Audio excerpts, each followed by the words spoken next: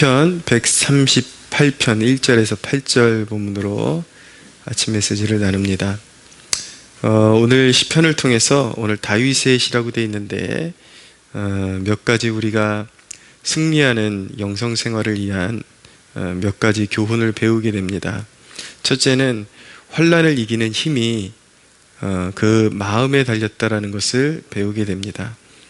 근데 제가 여기서 마음에 달렸다라고 표현하는 것은 세상 사람들이 말하는 그냥 마음을 단단하게 먹는다 이런 개념하고는 전혀 다르다라는 것을 먼저 말씀드리기 원합니다.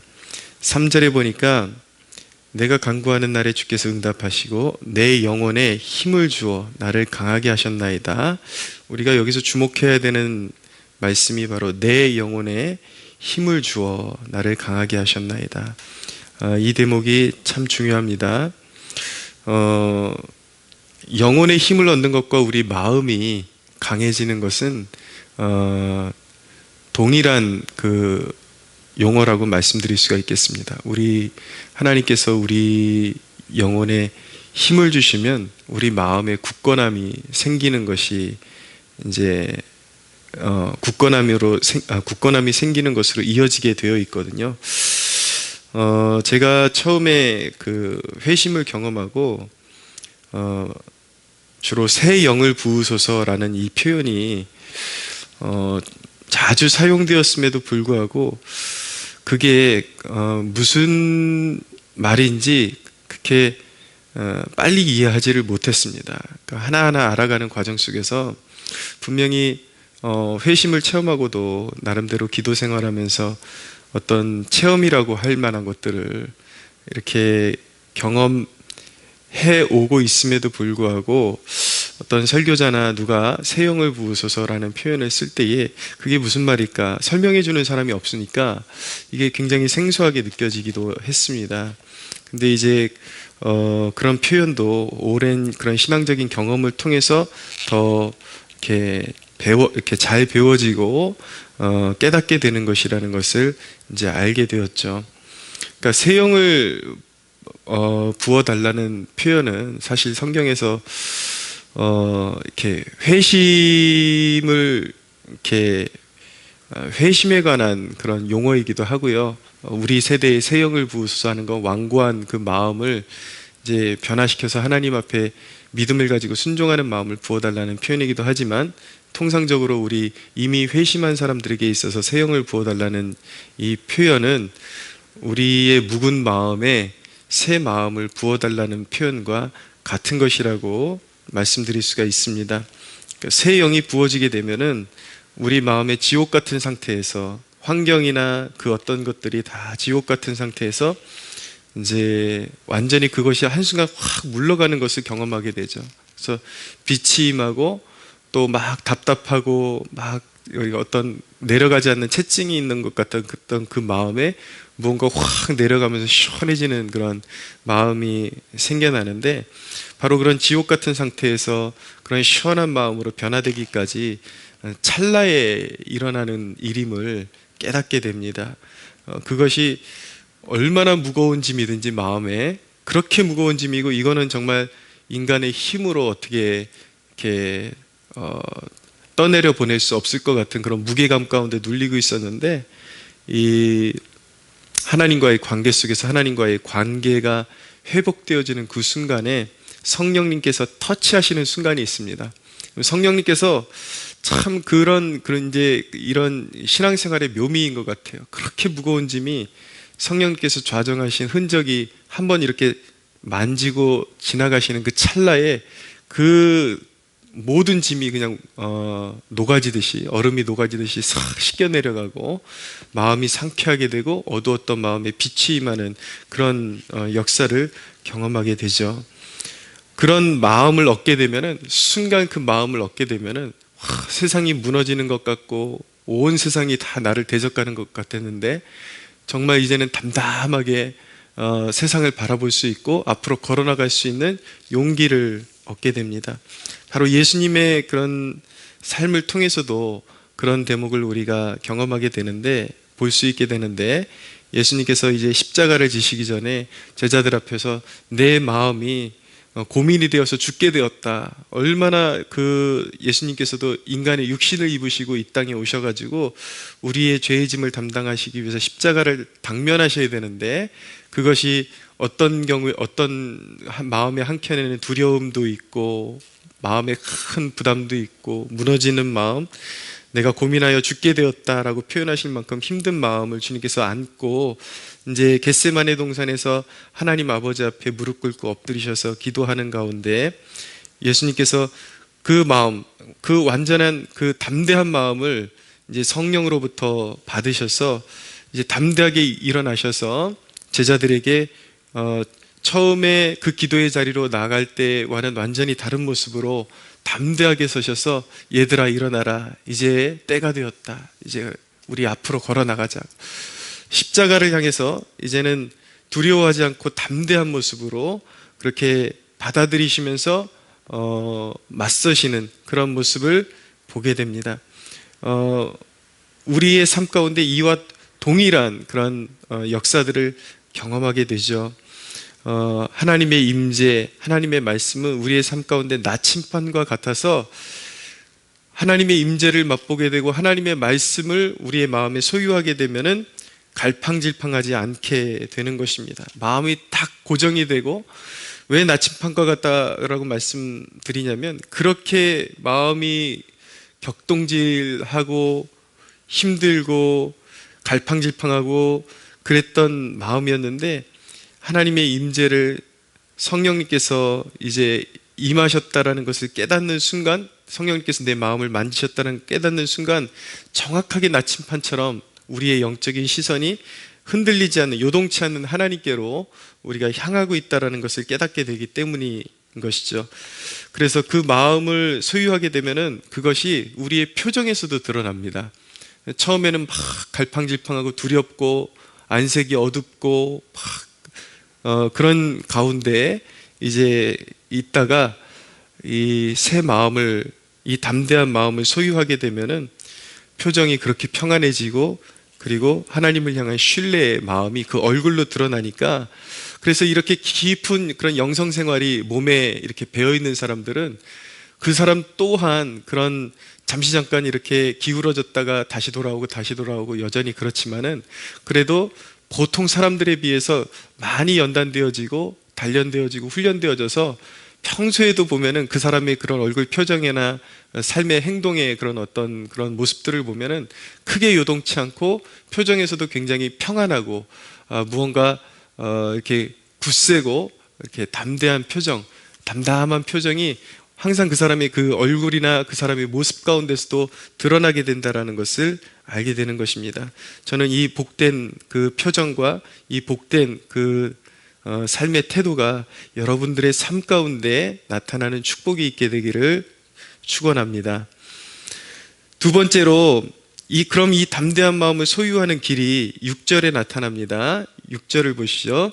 여호와께서는 높이 계셔도 낮은 자를 굽어 살피시며 멀리서도 교만한 자를 아심이니이다. 낮은 자를 굽어 살피신다라고 말씀하고 있어요. 여기서 낮은 자가 누구입니까? 하나님을 인정하는 찬양의 입술을 가진 자인 것입니다. 그리고 절박한 도움을 구하는 기도의 무릎을 가진 자를 말하는 것입니다. 사랑하는 여러분, 환난이 오고 여러분들의 삶 가운데 감당하기 어려운 그러한 일들이 생길 때에 항상 요동치 않고 변치 않고 구원을 베푸시는 하나님의 성품을 노래하고 그 성품을 의지해서 간구하는 습관을 들이십시오. 여러분들에게 그 기도 생활하는 데 있어서 도움이 될 만한 팁을 좀 이렇게 드리기 원하는데, 여러분들이 기도 생활하면서 우리가 건강한 신앙을 형성하기 위해서는 제 개인적으로는 청교도들의 책을 많이 읽고 그런 어떤 튼튼한 교리적인 기반이 있는 설교자들의 설교를 많이 읽으라고 권면해 드리고 싶습니다. 그러나 제가 개인적으로 한 가지 더 권면해 드리고 싶은 것은 기독교 영성사에서 기도 생활에 괄목할 만한 그런 어떤 업적을 이룬 그런 사람들이 있습니다. 꼭 그렇게 막 교리적이지 않더라도 한 분만 좀 소개해드리자 그러면 잔느 귀용이라는 그런 여성분이 계신데 프랑스에 이분이 그리스도의 임재 체험하기라는 책이 있습니다. 개신교에서 좀 배타적인 분들은 이런 것조차도 싫어하시는 분들이 있는데 이게 다 이게 하나님의 그런 하나님 앞에 역사 가운데 쓰임 받은 귀한 그런 영성의 발자취를 남긴 사람들의 글을 소중히 여기는 거 이거 매우 중요합니다. 그래서 우리가 신앙생활 할 때에 정말 이단적인 것을 구별해내는 지혜가 필요하지만 정말 내 편협한 마음을 열고 조금 더 나랑 다른 스타일의 사람들의 그런 어떤 영성 이런 것까지 이렇게 곁들여 보는 것, 그렇다고 해서 중심이 없어야 된다는 말이 아니라 내가 속한 교회와 내가 추구해야 되는 그런 길이 방향이 어느 길이 어떤 길이 되어야 하는지에 대한 명확한 지침이 있어야 되지만 좀 더 마음을 열고 나와 다른 사람들이 추구했던 그런 영성생활을 들여다보는 것도 우리 기도 생활에 매우 큰 진보를 이룰 수 있도록 도와줍니다. 말씀드리고 싶은 것은 잔느 귀용이라는 분은 추구하는 것은 침묵 기도예요. 기독교 영성사의 수도원 영성을 추구했던 사람들의 추구는 주로 침묵 기도입니다. 근데 제 개인적으로 추구하는 것은 침묵 기도보다는 통성 기도거든요. 근데 이것을 어떻게 접목시킬 수가 있느냐? 기도 생활을 쭉 하다 보면은 원리는 똑같다라는 것을 발견하게 됩니다. 그 사람들이 침묵을 통해서 하나님의 깊은 임재로 들어가는 것이나 우리 같은 사람들이 통성 기도를 통해서 하나님의 깊은 임재로 들어가는 것이나 약간 성격적인 차이는 있고 또 이것을 병행하는 것도 참 중요합니다.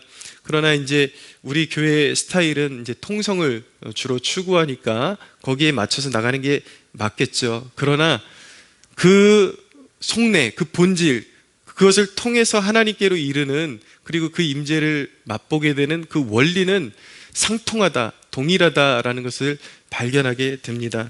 그런 의미에서 그런 곳에서 우리가 공통적으로 하게 되는 원리가 있는데 하나님의 임재를 우리가 기도 생활 가운데 더 풍성하게 체험하기 위해서는 먼저 마음의 준비가 잘 되어야 합니다. 그래서 딱딱하고 뭔가 풀리지 않는다 그래서 막 뭔가 내가 이 기도를 억지로 끌고 나가려고 그러는 그런 어떤 성급함을 내려놓고 마음을 잠잠하게 고요하게 마음을 이렇게 평온하게 이렇게 유지하는 것이 중요합니다. 그래서 처음부터 막 그냥 내가 이렇게 하고 싶은 말을 강하게 쏟아놓는 것보다도 마치 자동차가 시동을 걸면은 그냥 아주 고급 자동차가 소리 없이 이렇게 살짝 나가면서 이제 고속도로에 나가서야 막 질주하게 되잖아요. 그것처럼 처음부터 막 강하게 쏟아놓기보다 마음의 상태를 잠잠하게 이렇게 묵상하면서 이렇게 내 마음의 상태가 변화되는 것을 천천히 느끼면서 이렇게 피치를 올려가는 것이 거기에 기도 생활에 하나의 노하우가 있습니다. 그래서 잠잠하게 내 마음을 주장하시는 성령님께서 내 마음 가운데서 붙잡고 어떤 역사하시는 힘이 느껴질 때가 있거든요. 그 역사하시는 힘을 따라서 나 또한 그 기도의 어떤 피치를 올려가는 그 강도나 이런 것들을 함께 맞춰가면서 성령님께서 주시는 마음을 따라서 더 강하게 기도하게 하시는 부분, 또 더 생각나게 하시는 부분, 이런 부분들을 이렇게 마음에 성령님께서 주시는 생각들을 영민하게 따라가면서 기도하는 것, 그럴 때 더욱더 하나님의 임재가 풍성하게 우리의 삶 가운데 다가올 수 있다는 것을 우리가 알기 원합니다. 가끔 가다가 이렇게 상담을 요청해 오시는 분들 가운데 분명히 구원의 확신도 있고 회심의 경험도 있는데 하나님의 임재, 성령님의 임재, 나는 이거 직접적으로 느껴본 적이 없는 것 같은데 그게 뭔지 잘 모르겠다라고 말씀하시는 분이 있는데 간혹 제가 상담하다 보면 이미 느끼고 있는데도 불구하고 그것을 누구에게 배우지 않아가지고 그 임재가 뭘까라고 그렇게 어디 굉장히 특별한 것을 이렇게 말하는 줄 착각하고 있는 분들이 있습니다. 물론 너무 특별하죠. 그 성격 자체가 하나님이 임재하시는 사건이니까. 근데 더 강하게 느끼는 사람들도 있지만 이미 느끼고 있는데 그것을 표현하지 못하는 분들도 있습니다. 왜냐하면 기도 생활에 더 자기의 마음에 집중하고 이렇게 고요하게 자기의 마음에서 성령께서 일으키시는 그 파동을 이렇게 진찰하지 못하고 그냥 습관적으로 기도하시는 분들은 이미 그것이 나타나고 있음에도 불구하고 자기가 그것을 잘 느끼지 못하는 것으로 간주해 버리시는 분들이 있는데, 그런 분들은 가만히 자기의 마음을 살펴보면은 그냥 기도가 힘들게 시작했다가 무언가 마음에 클릭되는 그 느낌이 올 때 기도가 술술술 풀려나오고, 또 내가 예상치 못했던 기도가 일어나고, 또 마음의 무거운 짐이 갑자기 쑥 내려가는 그런 기분이 들 때가 있어요. 물론 몸에서는 오감으로 느껴지는 그런 아주 강렬한 느낌이 올 때도 있지만, 그렇게 세미하게 내 마음속에서 일어나는 그 모든 현상까지도 성령께서 내 삶 가운데, 내 마음 가운데 좌정하셨다라는 표징이라는 것을 깨닫고 기도하는 것이 더 영민하게 우리가 신앙생활을 영위할 수 있는 길이라는 것을 기억해 두시기를 바랍니다. 그래서 그렇게 그 담대한 마음을 소유하는 길은 바로 그렇게 낮은 마음으로 찬양하고 기도하는 그 기도 생활에 있다라는 것을 알아야 됩니다. 그러니까 기도하지 않는 사람이 하나님의 그런 하나님이 주시는 담대한 마음, 영민한 마음, 하나님의 마음을 부음받을 수가 없는 것이죠. 기도 생활을 하지 않는 것은 하나님께서 주시는 하늘의 축복을 아예 다 포기하고 사는 것과 마찬가지인 것입니다. 그러니까 이런 얘기를 다 해줘도, 정말 신앙생활하면서 너무 귀한 얘기들을 다 해줘도 그렇게 수십 년씩이나 교회 나오고 그래도 전혀 못 알아듣는 사람들은 참 불행한 사람들이에요. 알아듣지를 못하는 것이죠. 경험해 본 적이 없으니까. 왜 경험해 보지 못하는 것입니까? 자기가 문을 다 틀어막고 있으니까. 누구도 원망할 수가 없는 거예요. 찬양하고 기도하지 않고는 하나님이 주시는 하늘의 축복을 누릴 자가 그 누구도 존재하지 않는 것입니다. 세 번째로, 그렇게 하나님을 신뢰하는 우리 믿음의 응답은 무엇입니까? 7절입니다. 7절 보십시오. 내가 환난 중에 다닐지라도 주께서 나를 살아나게 하시고 주의 손을 펴사 내 원수들의 분노를 막으시며 주의 오른손이 나를 구원하시리이다. 예. 환난 중에 구원하시는 하나님의 손길이 베풀어지게 된다라는 말씀입니다.